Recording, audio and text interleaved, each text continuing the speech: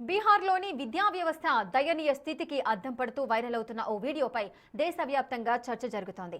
సివాన్ జిల్లాలో రోడ్డు పక్కన కూర్చొని విద్యార్థులు పరీక్షలు రాస్తున్న దృశ్యాలపై సోషల్ మీడియాలో పెద్ద ఎత్తున చర్చ జరుగుతోంది.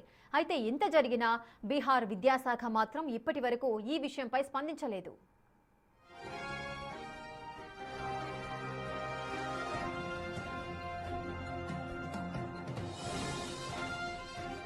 సాధారణంగా స్కూళ్లు కాలేజీల్లో బెంచీలపై కూర్చొని పరీక్షలు రాస్తారు.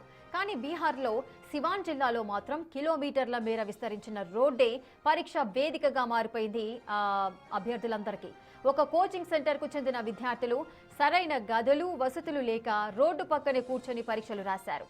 ఒకవైపు వాహనాలు వెళ్తున్నా, జనం రాకపోకలు సాగిస్తున్నా అవేమీ పట్టించుకోకుండా విద్యార్థులు రోడ్డుకు ఇరువైపులా నేలపై కూర్చొని ఎగ్జామ్ రాసిన తీరు అందరినీ విస్మయానికి గురి చేస్తోంది.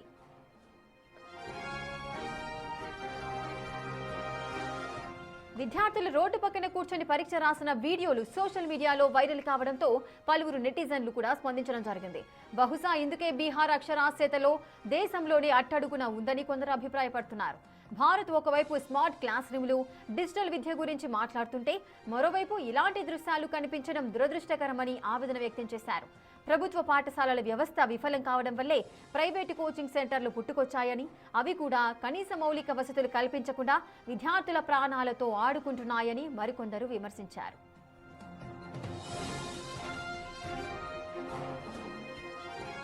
మరోవైపు కనీస వసతులు లేకపోయినా ఎండ దుమ్ము ధూళిని లెక్క చేయకుండా పరీక్ష రాసిన విద్యార్థుల తపనను మరికొందరు నెటిజన్లు ప్రశంసిస్తున్నారు. ఇలాంటి కష్టాలను ఎదుర్కొంటూనే బీహార్ విద్యార్థులు ఐఐటి, యూపీఎస్సీలకు ఎంపికవుతున్నారని మెచ్చుకుంటున్నారు. విద్యార్థుల దుస్థితి సంబంధించిన వీడియో సోషల్ మీడియాలో వైరల్గా మారిన బీహార్ విద్యాశాఖ అధికారులెవరూ ఈ అంశంపై స్పందించకపోవడం కొసమెరుపు.